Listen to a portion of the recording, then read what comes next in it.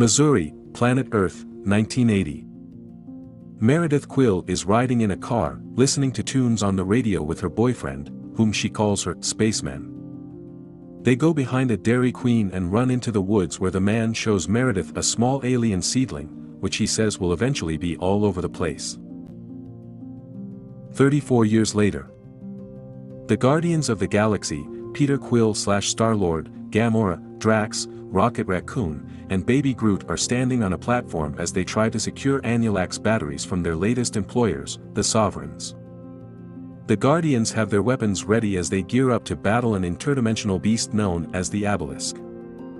The Obelisk descends, leading the Guardians to spring into action, except for Groot, who is jamming out to Mr. Blue Sky on a speaker that Rocket set up, all while the others are trying to annihilate the Obelisk. Since they cannot harm the Obelisk from the outside, Drax tries to kill it from inside by allowing it to swallow him. Star-Lord notices a cut on the monster's neck and orders Rocket to get it to look up.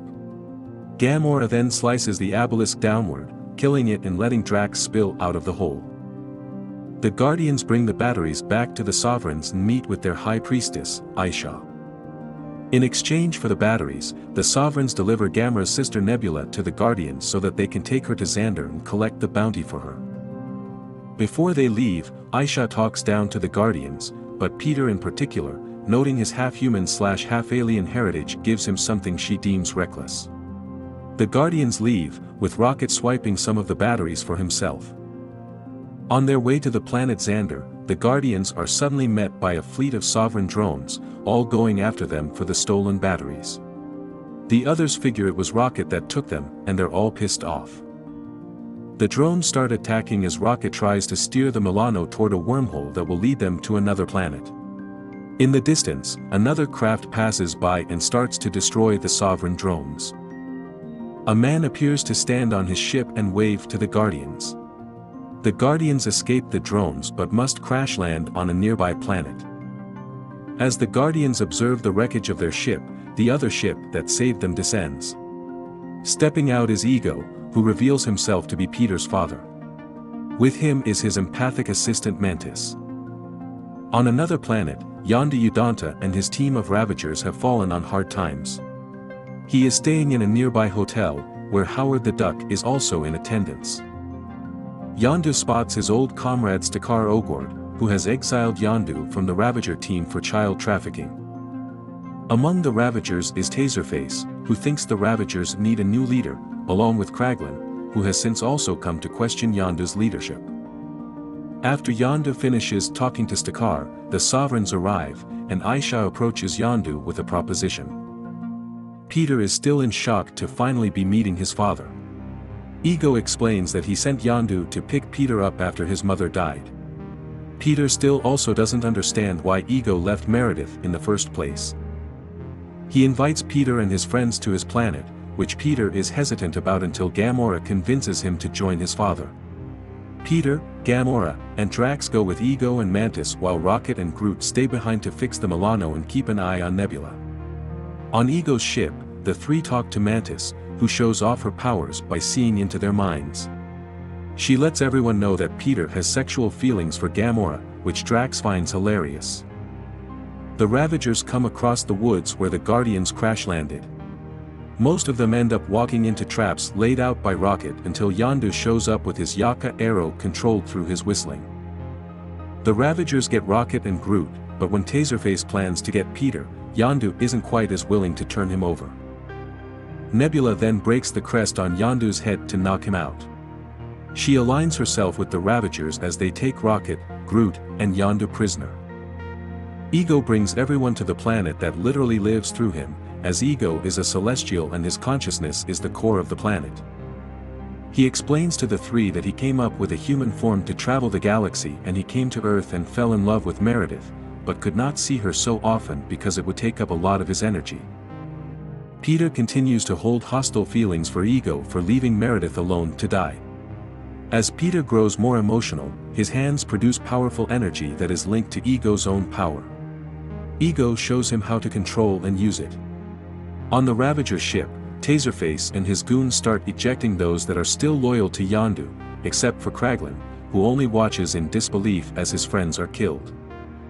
When Taserface boasts of his greatness and fearful name, Rocket only mocks him. Nebula enters and suggests that the Ravagers turn in their captives to the Kree for the bounties on their heads. She also makes other demands, including a new hand. Mantis and Drax form a bond, though Drax continues to remind Mantis that he finds her hideous, but that it is a good thing because he thinks he is hideous as well and still managed to find someone else that loved him for who he is. Mantis says that she needs to tell Drax something important, but Gamora interrupts things and Mantis keeps quiet, instead just taking the two to their rooms. The Ravagers throw Rocket and Yondu in a cell while they take Groot for their own entertainment. Yondu mentions how he was Kree battle slave before Stakar pulled him out and made him a Ravager. When Rocket asks about why Yondu kept Peter around, he insists it's because Peter was small enough to fit in spaces where the others couldn't. The two then resolve to work together to break out of there. They get Groot to come by, and Yondu tells him to get a prototype fin for his head. After bringing a bunch of wrong items, Yondu gets his fin and gets himself and Rocket out. Yondu sends the arrow through every mutinous Ravager they come across, which Rocket and Groot get in on some Ravager ass-kicking themselves. The three board an escape ship with Kraglin, but not before Yondu sets the whole ship to blow up. Taserface gets hit with flames, but he manages to notify Aisha to Yondu's whereabouts before he goes down with the ship. The other four must go through 700 jumps to get to Ego's planet. Back on Ego's planet, Peter tries to woo Gamora with his dance moves, but it doesn't quite work as she cannot bring herself to express her own attraction to him. After she leaves, Gamora then sees Nebula coming down on her ship, shooting at Gamora. As Nebula crash lands, she jumps out to start fighting Gamora. Nebula manages to overpower Gamora but reveals that she never wanted to prove she was better than her, just that she wanted to have a real sister. Gamora's success as a warrior led to their father Thanos mutilating Nebula, leading to her resentment of Gamora. The two then form a sort of alliance as they come across a cavern filled with about 100 skeletons. Peter and Ego continue to bond. Ego tells Peter that as long as there is light in the planet, Peter will retain his powers, as well as immortality. Mantis sees that Ego has Peter wrapped around his finger now that he knows about his own powers. She rushes to wake up Drax to warn him that Ego's true intentions are now clear. Rocket, Groot, Yondu, and Kraglin make it to their destination. They then set off to take on Ego. Ego explains to Peter that he wants to make what he calls the expansion. He went around the galaxy to thousands of other worlds to plant the seedlings to grow his power over the galaxy and cover the planets in an extension of himself. He impregnated women from those worlds and produced many children that Yondu delivered to him, but when they did not possess the same power of a celestial, Ego had them killed, and now their bones are what Gamora and Nebula found. Peter just so happens to hold the power that Ego was looking for. Ego also reveals that he put the tumor that killed Meredith in her head so that he would not feel the pain of being apart from her. Peter snaps out of it and begins to unload his guns on Ego in fury. In response, Ego takes Peter and controls him to start spreading the seedlings across the planets, causing mass destruction. To top it off, Ego crushes Peter's Walkman, an awesome mix Volume 2 that his mother left him. Rocket, Groot, and Yondu meet up with Gamora, Drax, Nebula, and Mantis as they gear up to stop Ego. Unfortunately, they are also met by a fleet of Sovereigns out to kill them as well. Peter fights Ego's human form, but his entire planet's self fights back. Mantis is able to put Ego to sleep while the Guardians take care of the others. They fight back against the Sovereigns and eventually destroy their whole fleet with a bunch of lasers. Meanwhile, Rocket builds a bomb using the batteries he stole, which Groot takes and runs off with, despite Rocket warning him not to push the wrong button or else they'll all die. Mantis gets knocked out by a fireball, breaking her hold on Ego and reawakening him. As the others try to get safe, Ego begins to consume them.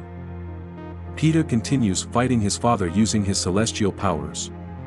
Now freed, Groot then finds Ego's brain in the planet's core, and he sets the bomb to go off in 5 minutes. Drax carries Mantis to the ship while Gamora and Nebula make it back. Rocket gives his last spacesuit to Yondu, knowing he cannot save both him and Peter. Gamora tries to go back, but Rocket stops her so he doesn't lose another friend. Ego pleads with Peter to stop the bomb, or else Peter will just be a normal human. Peter sees nothing wrong with that and lets the bomb go off. Ego's human form disintegrates as the rest of the planet starts to explode. Yondu flies by and grabs Peter. As they leave the planet's atmosphere, Yondu puts the suit on Peter to save him. He tells Peter that while Ego was his father, he was never his daddy. Yondu then starts to freeze up in space, and Peter sadly watches him die. The Guardians prepare to give Yondu a proper Ravager funeral. Kraglin gives Peter a Zune to make up for his lost Walkman, which Yondu had been meaning to give him for a while.